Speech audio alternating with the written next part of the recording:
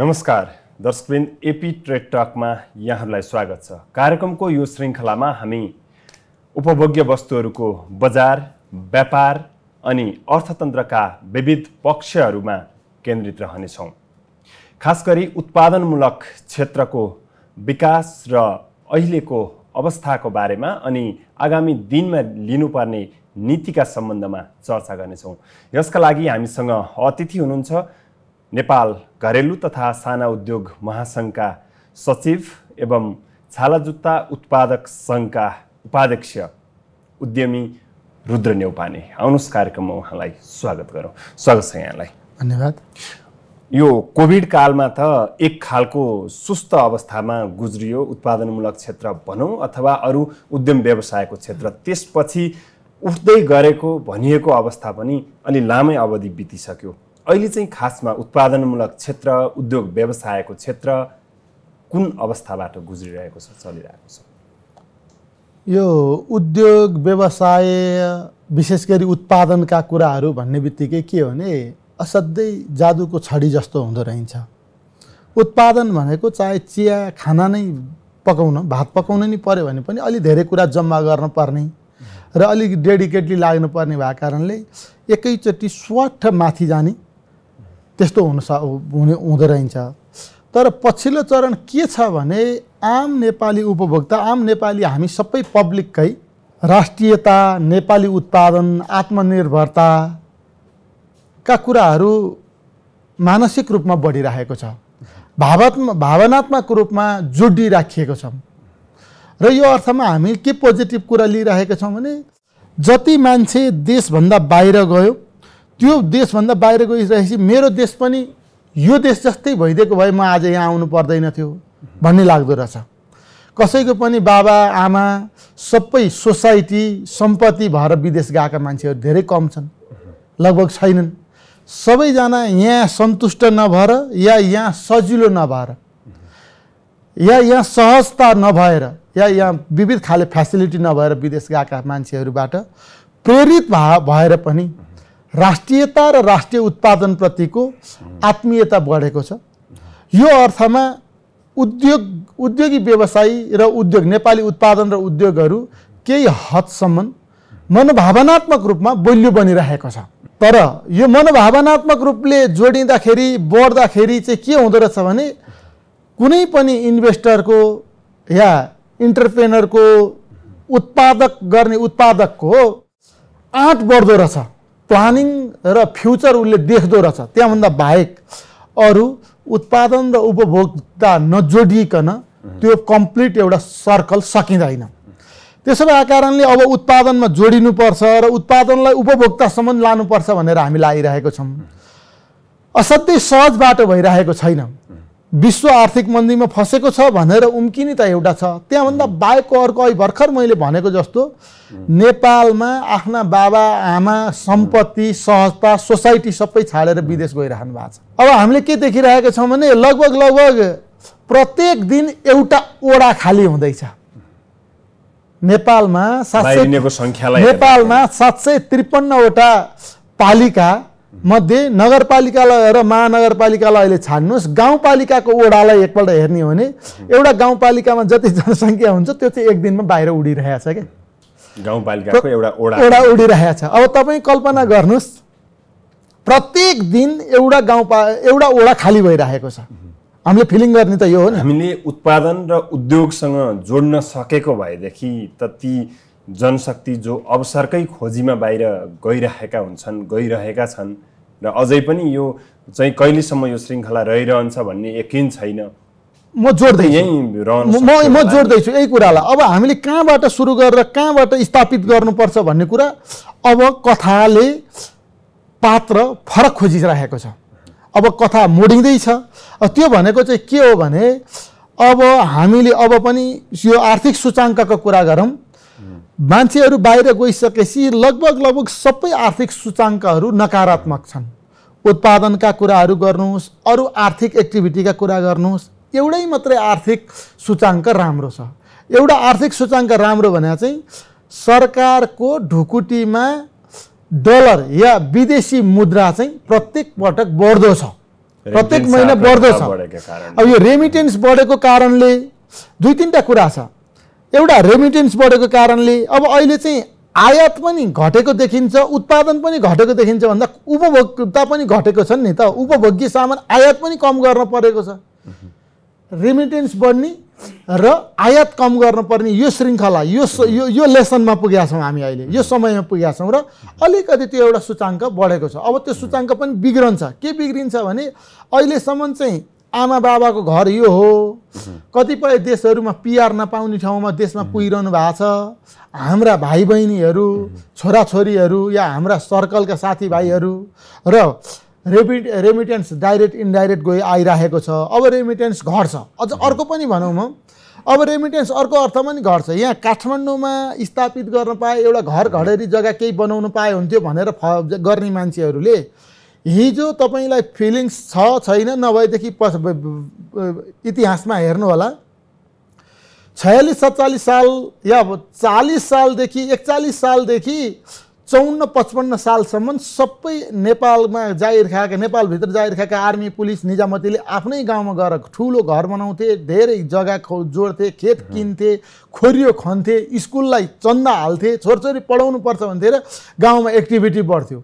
त्यो जब माओवादीको द्वन्द्वकाल भयो त्यहाँबाट बिस्तारै त्यो श्रृङ्खलाबद्ध रूपमा स्खलित भएको त्यो भावना सहर केन्द्रित भयो र सहरमा घडेरी जोड्नुपर्छ भनेर विदेश गएका मान्छेहरू घर घडेरी सहरमा गर्न थाले।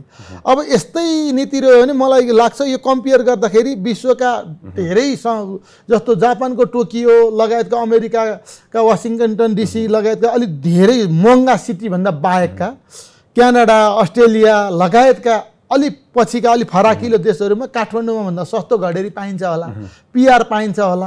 अब यहाँ काठमाडौँमा घर घडेरी गर्न पैसा रेमिटेन्स नआएर त्यहीँ हुने भयो भनेदेखि तपाईँ हामीले काठमाडौँमा बनाएको घर जस्तो चाहिँ हाम्रा छोराछोरीले विदेशमा घर बनाउन थाल्छन् र त्यो बन्द हुन्छ। अब यो रेमिटेन्स आउन नि बन्द हुन्छ। अब म भन्दैछु यो भयावह अवस्था मात्रै देखाइरहेको छ सबैले। फेरि त्यसलाई म टाल्दै पनि छु, त्यसलाई सोल्युसन पनि दिँदैछु। अब हामीले गर्ने भनेको तत्काल र दीर्घकालीन कुरा छ। उत्पादनको समय छ, उत्पादनै गरेर खाने हो। नेपालले अब चाहे दाल चामल सके दाल चामल हो, त्यो सम्भावना छैन भने अरू वस्तु र सेवा नै उत्पादन गरेर निर्यात गर्ने हो। अब मैले देखेको सम्भावना त्यही जाँदैछु म। सबैभन्दा पहिला त के भने नेपालबाट +2 गरेर हतार विदेश जाने हाम्रा भाइ बहिनीहरूलाई, हाम्रा तमाम सबै मेरा आदरणीय प्यारा सबैजना भाइ बहिनी इष्टमित्रहरूलाई म के भन्दछु भने अब हाम्रो बजार तपाईँहरू त्यहाँ गएर फेरि अहिले सबै फर्केर आउनुभयो भने पनि यहाँ बेरोजगारकै समस्या हुन्छ। तपाईँहरू त्यहाँ गएर रेमिटेन्स पठाइरहनु भएको छ, पैसा पठाइरहनु भएको छ। अब चाहिँ हामी नेपालमा गर्न सक्ने कुराहरू उत्पादन गर्छौँ र त्यो कुरा खपत गर्नलाई फेरि त्यहीँ पठाउँछौँ। त्यहीँ खपत गर्न पठाउँछ र नेपाली उत्पादन कम्पेरिटिभली 20-19 हुँदा पनि उपभोग गरिदिनुहोस्। जसरी नेपालमा सिम्पेथिक दिइरहनु भएको छ त्यहाँ पनि उपभोग गरिदिनुहोस्। चाहे अस्ट्रेलिया, क्यानाडा, अमेरिका जुनसुकै ठाउँमा होस्, जापान जहाँ भए पनि नेपाली चिजहरू कोदो, फापर, गहुँ के उत्पादन गर्न सकिन्छ। जस्तो लत्ता कपडा उत्पादन गर्न सकिन्छ, जुत्ता चप्पल उत्पादन गर्न सकिन्छ। त्यहाँभन्दा बाहेकका जस्तो अहिले पशुजन्य चिजहरूबाट निर्यात हुने माछा मासुहरू उत्पादन गरेर निर्यात गर्न सकिन्छ। दैनिक उपभोग्य चिजहरू जे सबैभन्दा धेरै हुन्छ, लाइफस्टाइल र दैनिक उपभोग्य चिजहरू नेपालबाट यदि निर्यात नगर्ने हो भने अब उपभोक्ता खोज्दै जानु पर्यो नि। उपभोक्ता खोज्दै जाने क्रममा त एउटा युएसको मान्छे त्यहीँ पर्मानेन्ट भएको या एउटा युकेको मान्छे त्यहीँ पर्मानेन्ट मान्छेले भन्दा त नेपालबाटै युके गएको मान्छेले मेरो नेपाली हो यहीँको जस्तो देखिहालिन्छ, राम्रो छँदैछ, सजिलो छँदैछ भन्दा लाउने खाने गर्न सक्दछ। त्यसो भएको कारणले आम नेपाली आदरणीय उपभोक्ता आम नेपालीहरूलाई म के अनुरोध गर्दछु भने अब नेपालकै खाउँ, नेपालकै लगाउँ भन्ने विदेशमा हुम चलाउनु पर्ने छ। त्यसलाई स्थापित गर्नुपर्छ। त्यसका लागि पहिलो कुरो निजी क्षेत्रले पनि काम गर्नुपर्दछ। इमानदारिताका साथ गुणस्तरीय सामान प्रतिस्पर्धी मूल्यमा उत्पादन गरेर बिक्री वितरण गर्नुपर्दछ। त्यसको सम्भावना उत्पादनका कुराहरू भनौँ, उद्योग लगाउने कुरा भनौँ, निर्यात व्यापारका कुरा भनौँ, यी सबै कुराहरूमा निजी क्षेत्रलाई एक खालको चाहिँ नेतृत्वदायी भूमिकामा उभ्याउने भन्ने हाम्रो अर्थतन्त्रले नै त्यो अवधारणा बोक्छ भने यहाँहरूको भूमिका के हुने? अब चर्चामै हामी असाध्यै रमाउँछौँ।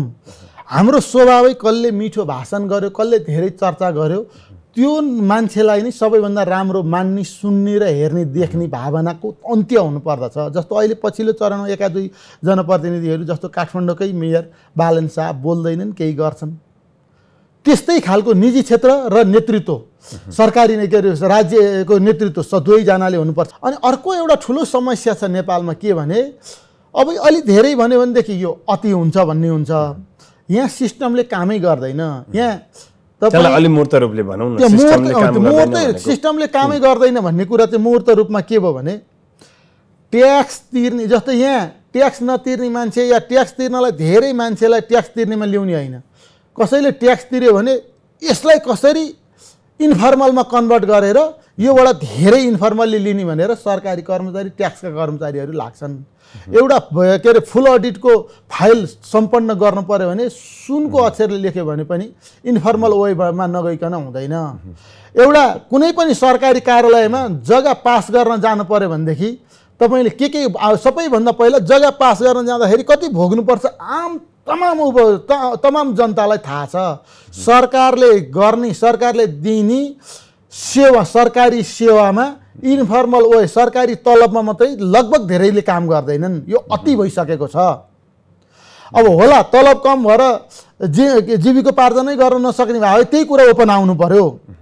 अनि काम गर्नेलाई चाहिँ के हुन्छ भने सबैभन्दा पहिला चाहिँ निजी क्षेत्र, उत्पादन उद्योगी व्यवसायीलाई चाहिँ यो नाफा कमाउने या यो त्यतिकै कमाइरहेको छ भन्ने हेको दृष्टिले हेरिन्छ। त्यो चाहिँ कमाउने ठाउँको दृष्टिले हेरिन्छ। यसले नै कम्तीमा पनि विदेश जाने भन्दा त मान्छे विदेश जान बाध्य भएछन्। सबैलाई एउटा उद्योगी, एउटा व्यवसायी, उत्पादकलाई यहाँ स्थापित गर्यो भने बिस्तारै बिस्तारै फर्किन्छन् भन्ने छैन। जहाँ जतिजना हुनुहुन्छ त्यतिजनाबाट व्यक्तिगत रूपमा केही न केही लाभ लिनुपर्छ भन्ने मानसिकताबाट ग्रसित भएको कारणले पनि हामी असाध्यै पीडित भइरहेका छौँ। अनि अर्को के छ, अर्को 1 वर्ष अगाडिको तपाईँले हेर्नु भने बैङ्कहरूले सबै बैङ्क बचाउ अभियानमा लाग्यो। राष्ट्र बैङ्क पनि अरू बैङ्कहरू पनि। जसले पैसा तिर्दैन उसलाई बचाउन कोसिस गर्यो। हामी जस्ता व्यवसायीलाई 8% ब्याज लिएको 16%, 17%सम्म ब्याज थुपारियो। जाने भाइ जाऊ अर्को बैङ्कमा, किनभने कुनै बैङ्कले पनि अफोर्ड गर्न सक्ने अवस्था थिएन। ब्याङ्कहरू बीच पनि त एउटा अन्डरस्ट्यान्डिङ छ नि, यति भन्दा तल नदिने, यति भन्दा माथि नजाने भन्ने त त्यो होइन। यस्तो छ, ब्याज दिने बेलामा मात्रै हो, दिने बेलामा मात्रै हो, लिने बेलामा त यति भन्दा नजाने भन्ने छैन। अनि राष्ट्र बैङ्कले एउटा यस्तो नीति बनाइदिएको छ, बैङ्कहरूलाई बैङ्क बचाउने नीति बनाएको छ, तर बैङ्कहरू ब्ल्याकमेलिङ गर्छन्। आफूलाई सजिलो हुन्जेल त्यो क्लाइन्टलाई त्यो राष्ट्र बैङ्कको परिभाषातिर व्याख्या गर्छन्। अनि जब आफूलाई अप्ठ्यारो हुन थाल्छ, आफूले कमाउनु पर्छ त्यो क्लाइन्टलाई, अनि यो भएन त्यो भएन एबिसिडी बाहनामा प्रेसर दिने। जस्तो मैले सरकारी कर्मचारीको व्यवहार व्यवसाय मैत्री भएन भन्ने भयो, सरकारी सेवा भएन। अर्को ब्याङ्कको व्यवहार र ब्याज दरले उत्पादनमूलक क्षेत्र, उद्योग व्यवसायलाई निरुत्साहित गरे। होइन, जसले सेटिङ गर्न सक्छ या जसले राष्ट्र बैङ्क सहितलाई धम्क्याउन सक्छ उसको कोलाटरको पनि हिसाब हुँदैन, उसको ब्यालेन्स सिटको पनि हिसाब हुँदैन, के छिद्रबाट बचाउने भनेर मात्रै लागिन्छ। जसले खुरुखुरु आफ्नो काम गर्दछ, बैङ्कले ब्याज थपे भन्दा केही पनि गरेन अघिल्लो वर्ष। जबकि ऋण खोजेर ब्याज तिर्छ भन्ने लाग्यो भने ऋण खोज्न सकुन्जेलको ब्याज थप्यो। राष्ट्र बैङ्कले के गर्यो, बैङ्क बचाउन मात्रै लाग्यो। साँच्चै कुन बैङ्कले कसरी व्यवसायीहरूलाई खिचेको छ भनेर लागेन। त्यहाँभन्दा बाहेकको अर्को चाहिँ के छ भने बैङ्कले आफूलाई सजिलो पर्दाखेरि सजिलो र अप्ठ्यारो पर्दाखेरि अप्ठ्यारो पर्ने वे खोजिरहेको हुन्छ। त्यो चित्र हामीले बुझ्दै र बुझाउँदै आएको ब्याङ्क भनेको त वित्तीय मध्यस्थता कायम गर्ने, उत्पादनमूलक भनौँ, अरू विभिन्न क्षेत्र, उद्योग व्यवसाय व्यापार विभिन्न गर्नको निम्ति वित्तीय हिसाबले मध्यस्थता गर्ने, सहयोग गर्ने भनेर बुझिन्छ नि। व्यवहार त्यो छैन। राष्ट्र के अरे बैङ्कको पछिल्लो 1.5-2 वर्षको व्यवहार त आज मिटर ब्याजी भनेर भन्ने छ, पोरपरारको साउ महाजन भन्ने छ, त्यहाँभन्दा धेरै खराब भयो, असाध्यै धेरै खराब भयो। तपाईँ कल्पना गर्नुहुन्छ 8% दिएको ब्याज 16%, 17% पुग्यो भनेर भन्दा त्यही बैङ्कको सिइओहरूले सुनुन् यो कुरा, हाम्रो नि बेस रेट बढ्यो भन्ने होला। बेस रेट बढिसकेपछि प्रिमियम त बढाउनु पाइँदैन नि।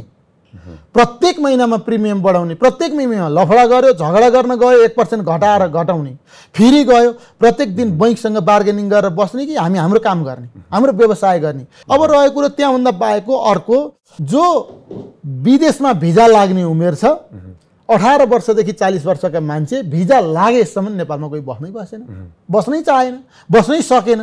किनभने उसले न वर्तमान देख्यो न भविष्य देख्यो। अब अन्तत अहिले त यस्तो अवस्था भइसक्यो नेपालमा, के अवस्था भयो भनेदेखि बस्न त ठिकै थियो, सबैजना गइसके, लाज हुन्छ यार एकपल्ट विदेश नगइकन त भनेर विदेश जानेको सङ्ख्या पनि बढ्न थालिसक्यो। तर यो नियति त जरुर बदल्नु छ। बाहिर जानु नै अध्ययनका लागि जानु, अरू व्यवसाय गर्न जानु गलत त होइन, त्यसको सकारात्मक पाटो पनि होलान्। तर देशमै भएका सम्भावनाहरूलाई उपयोग गर्ने वातावरण बनिरहेन भने त भोलि देशको अवस्था कहाँ पुग्ला भन्ने चाहिँ चिन्ता। होइन, गलत त यस्तो हो, जो गइरहेछ बिचरा उहाँहरूको त के गलत हुनु, बाबा आमा त कोही छैन नि त्यहाँ, सोसाइटी छैन नि, समाज छैन नि, माओली पनि छैन नि त्यहाँ कोही। एकपल्ट कल्पना गर्नुहोस् त, जम्मै एउटा पासपोर्ट लिएर गइरहेछ, न भाषा ल्याङ्ग्वेज, अर्काको ल्याङ्ग्वेज इङ्ग्लिसै भए पनि सिकेर गएको हो। कि सबै दोषी जति सरकार सञ्चालन गर्ने, स्थायी सरकार भनिएका कर्मचारी, राजनीतिक नेतृत्व, उद्यमी व्यवसायी, निजी क्षेत्र भनेर हामीले अहिले ठानिरहेका उहाँहरू चाहिँ सधैँ पानीमाथि ओभानो। उत्पादनका विषयमा, वर्किङ कल्चरका विषयमा सबै निजी क्षेत्र सुध्रिनुपर्छ। जस्तो आज हामी थुप्रै आयातित वस्तुहरू प्रयोग गरिरहेका छौँ, त्यो पनि चोरी पैठारीका तर्फबाट। जस्तो म एउटा जुत्ता व्यवसायी, जुत्ता चप्पलै चोरी पैठारी, जति आयात हुन्छ त्यही बराबरमा चोरी पैठारी हुन्छ, त्यो पनि निजी क्षेत्रले गरेको त हो नि। चोरी पैठारी विदेशबाट आएर गरेको हो र कसैले, प्रधानमन्त्रीले चोरेर ल्याएर जुत्ता बेचे पनि त होइन नि। हामीमा पनि निजी क्षेत्रमा पनि छ। निजी क्षेत्रको चाहिँ यसको मतलब होइन कि उद्योगिक व्यवसायी निजी क्षेत्र चाहिँ केही गर्दैन भन्ने होइन। पहिलो कुरो त नेपालमा हामी सही कि गलत भन्दा पनि हल्लाखल्लामा असाध्यै धेरै दौडिन्छौँ। एउटा कसैले अलिकति स्टन्टबाजी गरिदियो भने त्यसको अगाडि गएर फोटो खिचेर हो गर्न पाएदेखि धेरै फाइदा हुन्छ भन्ने थियो। जस्तो एउटा सानो उदाहरण दिन्छु, मैले गोविन्द केसीलाई गलत भन्न खोजेको नि होइन, अझै अध्ययन गर्न बाँकी होला। गोविन्द केसीको विषयमा कोही पनि बाँकी बसेन, सब उसको पक्ष, उहाँको पक्षमा थिए। अब अहिले गोविन्द केसीले गर्दाखेरि डाक्टर नर्स सबै खत्तम भयो, राज्य नै बिग्रिसक्यो भन्ने आएछ। अहिले फेरि त्यहीको पक्षमा छ हामी नेपाली जनताहरू। हामीले पनि अध्ययन गर्नुपर्छ। नेपाली पब्लिकले पनि के हो सही हो, के गल्ती हो, कसले स्टन्टबाजी गरिरहेछ, कसले कसका लागि कसरी लबिङ गरिरहेछ भनेर साधारण मान्छेले पनि धेरै अध्ययन गर्न जरुरी भयो। नेपाल असाध्यै सबैको प्रयोगशाला बनिरहेको छ, जेसुकै कुरामा पनि। अघि बजारको अलिकति प्रसङ्ग पनि विदेशमा समेत गर्ने भन्ने कुरा आयो। बजार त हामीलाई कहीँ खोज्नै जानु पर्दैन नि, देशभित्रै हामी अधिकांश वस्तु, कृषि उपज समेत आयात गरेर खाइरहेका छौँ। यहीँ उत्पादन गरियो भने त्यसमा आत्मनिर्भर बन्न सकौँला। त्यत्र विशाल जनशक्ति भएका चीन र भारत हाम्रो दुईतिर छिमेकी छन्। हामी बिचमा बसेर उत्पादन गऱ्यौँ भने बजार त त्यहीँ पनि जान सकिएला। हाम्रो उत्पादनको लागत घटाएर, उत्पादकत्व वृद्धि गरेर, मास प्रोडक्सनमा गएर उत्पादनमूलक चिजहरूमा चाहिँ आत्मनिर्भर बन्ने र निर्यातमासम्म जाने भन्ने कुराका लागि चाहिँ अब के गरियो भने सम्भव छ? अब सबभन्दा पहिला चाहिँ के हो भने यो काम मैले अलि अगाडि पनि एकपल्ट भनेको थिएँ, वडा अध्यक्षदेखि प्रधानमन्त्रीसम्म प्रतिबद्ध कटिबद्ध हुन जरुरी छ। त्यो सँगसँगै के भने अलिकति चाहिँ कानुन र नियमभित्र राज्य र राज्यका जनताहरू रहन पनि जरुरी छ। यो स्वतन्त्रताको नाममा अलि धेरै भइरहेको छ। कानुनी राज्य कानुनी दायरामा आउन जरुरी छ। त्यो भनेको चाहिँ अर्को, त्यो सँगसँगै अब अहिले चाहिँ अर्को के एउटा च्यालेन्ज थपिएको छ भने हिजो चाहिँ प्रतिस्पर्धा भने नेपालभित्रै हुन्थ्यो, नेपालभित्रै सहर र गाउँको फरकता हुन्थ्यो। अब चाहिँ बजार होस्, उत्पादन होस्, ज्ञान, शिक्षा, क्षमता, सबै कुरा होस्, ग्लोबलाइजेसन भइरहेछ। विश्वव्यापीकरण भएको कारणले अब अहिले किन तपाईँले अहिले भन्नुभयो नि, कृषि उपजदेखि पशुपालन, कृषि उपजदेखि सबै कुराहरू बाहिरबाट आएर खाइरहे, आयात भइरहेछ। त्यसलाई नै स्थापित गरे पुगिहाल्छ नि। अब यहाँ समस्या कस्तो हो भने अब बाहिरबाट आएका रेमिटेन्स र अझ अहिले त ऋणले फेरि बाहिरैबाट आएका दाल चामल किनेर खाइरहेको छौँ। त्यो चाहिँ एउटा त हामीसँग वर्किङ कल्चर छैन। अर्को चाहिँ कस्तो भइरहेछ भने यहाँ गाउँमा बसेर एउटा मान्छेले खेतीपाती गर्यो, खेतीपाती गर्दा वर्षभरिमा उब्जनी गर्ने कृषि उपज पशु उपज भन्दा ऊ गल्फ कन्ट्रीमा या दोस्रो मुलुक विकसित मुलुक होइन दोस्रो मुलुकमा गएर यहाँ पठाउने पैसा धेरै भइरहेको छ। हो त्यो हुन्जेल यहाँ बराबरी हुन सक्दैन। उत्पादनलाई बजारसँग नजोडिँदाको समस्या हो नि, त्यो बीचमा जोड्ने काम कसले गर्ने? त्यो हुन्जेल चाहिँ यहाँ समस्या समाधान हुँदैन। तर यसको समाधान चाहिँ के हो भने अब वडा कार्यालय वडाबाट नै वडा अध्यक्ष गाउँपालिकादेखि नै सुरु गर्नुपर्छ भने चाहिँ के हो भने हाम्रो एउटा समस्या छ उत्पादन भन्दा बिक्री वितरण च्यानल ठुलो छ, लामो छ। त्यति भइसकेपछि उत्पादन महँगो पर्न जान्छ। त्यो भने के भने एउटाले उत्पादन गर्छ, उत्पादनबाट डाइरेक्ट उपभोक्तामा जोड्नुपर्छ। अब वितरक होलसेलर धेरै जस्तो त्यो वितरण प्रणाली चाहिँ उत्पादनमा कन्भर्ट गराउनुपर्छ। यसलाई अलिकति सरकारले गरेको घोषणाहरूमा नि जोडौँ। रैथाने उत्पादनहरूलाई चाहिँ प्राथमिकता दिने भनेर बजेटमा पनि आयो थुप्रै कुराहरू। त्यसै गरी हामीले औद्योगिक ग्रामहरूको स्थापना र सञ्चालनका कुरा वर्षौँदेखि गर्दै आयौँ, सेज सञ्चालनका कुरा गर्दै आयौँ, औद्योगिक क्षेत्रका कुराहरू छँदैछन्। सेजमा उद्योगीहरू नरहने, औद्योगिक ग्राम सञ्चालनमै नआउने, वर्षौँदेखि नारा मात्रै एउटा भजाइ खाने कुरा मात्रै हुने। अब यो यस्ता चिजहरू कार्यान्वयन गराउनको निम्ति निजी क्षेत्रको पहल, लबिङ र अलिकति नेतृत्वदायी भूमिका नै आवश्यक होइन? हो, मैले यही भन्छु। उत्पादनै छैन, कसरी सेजमा मान्छे जान्थे, कसरी त्यो के अरे औद्योगिक ग्राममा मान्छे जान्थे? त्यो औद्योगिक ग्रामको परिकल्पना गर्ने बेलामै जसले परिकल्पना गर्यो त्यो राम्रो थियो, तर इम्प्लिमेन्टेसन गर्ने बेलामा औद्योगिक ग्राम बनाउने बेलामा चाहिँ कमाइन्छ कि कमाइँदैन भन्ने मानसिकताबाट ग्रस्त भइसक्यो यो समाज, यो सम्बन्धित पक्ष। अब त्यो चाहिँ म निजी क्षेत्रबाट बोल्दैछु, त्यहाँ उद्योगै छैन, कसरी सेजमा जान्छन् मान्छे, या उद्योगै छैन कसरी ग्राम भरिन्छ भने चाहिँ किनभने पहिलो कुरो त उद्योग स्थापना गर्नलाई औद्योगिक ग्राम चाहिँ त्यो पालिकाले खडा गरिदिनु पर्यो। तर त्यो खडा गर्नुभन्दा अगाडि वडा स्तरबाटै के गर्नु पर्यो भने यहाँ कतिजना उद्यमीहरू बन्न सक्नुहुन्छ, के उत्पादन गर्ने, त्यो उत्पादनलाई स्पेसलाइजेसन गरेर बजारसम्म कसले जोड्ने, त्यो सम्म चाहिँ बजारसम्म जोड्ने। अब अहिले उत्पादनको मात्रै समस्या होइन, उत्पादनभन्दा बढी चाहिँ बजारको समस्या हो। बजारको समस्या चाहिँ के हो भने उत्पादन र उपभोक्ताको बीचको वितरण प्रणाली, त्यसलाई होलसेलर, डिलर, ट्रान्सपोर्टेसन, भण्डार भन्ने यो शीर्षकमा धेरै खर्च आइरहेको छ। म जोडिहालेँ ठ्याक्कै प्रणालीमा चाहिँ निकै नै समस्या र प्रश्न उठ्ने विषय। अब अहिले ठुलो चाडपर्वको मुख पनि आएको छ, नआउँदैखेरि पनि युक्रेन युद्धका कुरालाई जोडेर होस् या भारतले चामल निर्यात रोक्ने कुरालाई गरेर होस्, तुरुन्तै त्यो सूचना चुइन नपाउँदाखेरि यहाँ कालोबजारी भइहाल्छ। हरेक चिजहरूमा अहिले जिराको भाउदेखि चिनीसम्मको यो नाटकीय ढङ्गले यस्तो कालाबजारी भइरहेको छ, चामलमा प्रति बोरा 300-400 सम्म। अनि यस्तो अवस्थामा त्यहाँभित्रका प्लेयरहरू भनेका त निजी क्षेत्रकै होइनन्, यी थोक विक्रेतादेखि खुद्रासम्मका या 3-4वटा तह पार गर्दै आउनेहरू हो। म अझ अर्को एउटा जो कुरा पनि तपाईँलाई फ्ल्यास गर्छु, आज फ्ल्यास आउट गर्छु।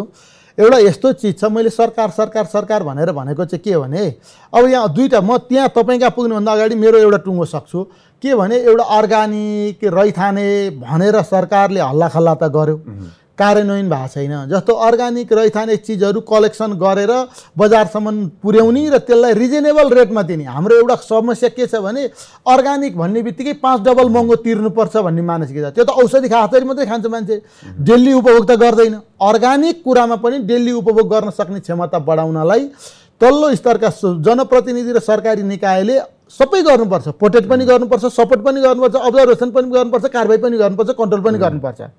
अब हो त्यो गरेर बजार व्यवस्थित गर्ने हो भनेदेखि एउटा उत्पादन बढाउन सकिन्छ।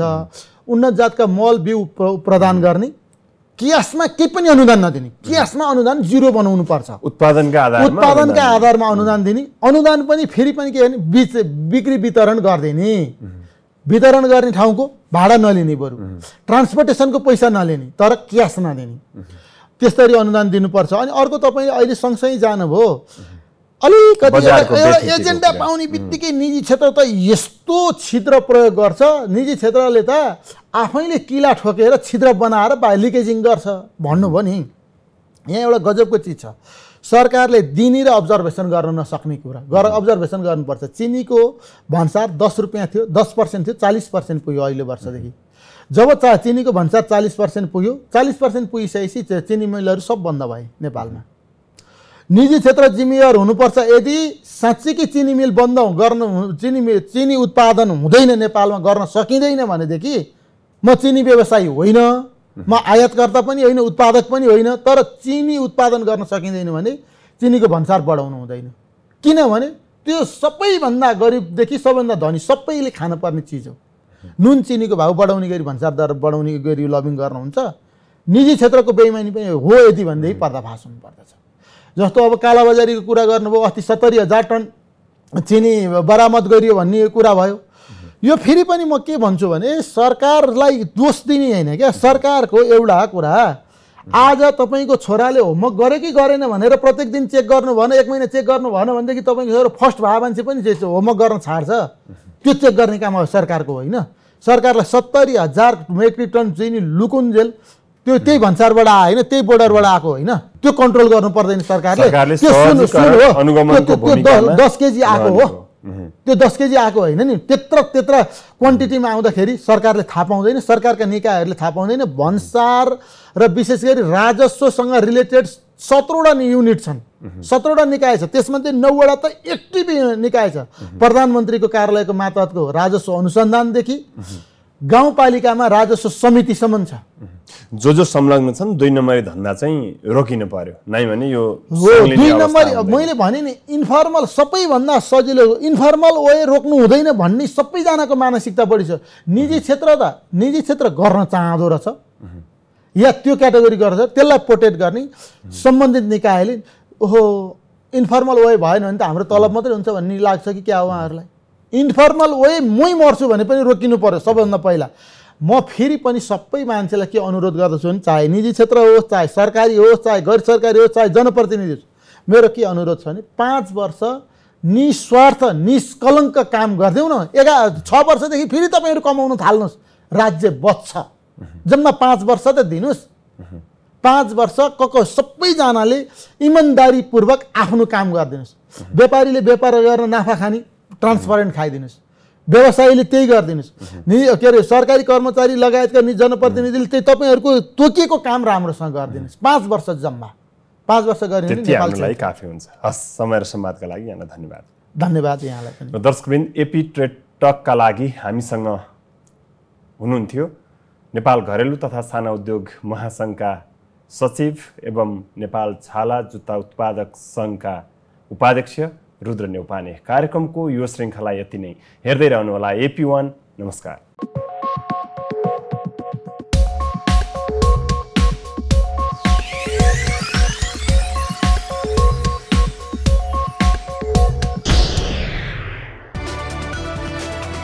It's an AP1 presentation.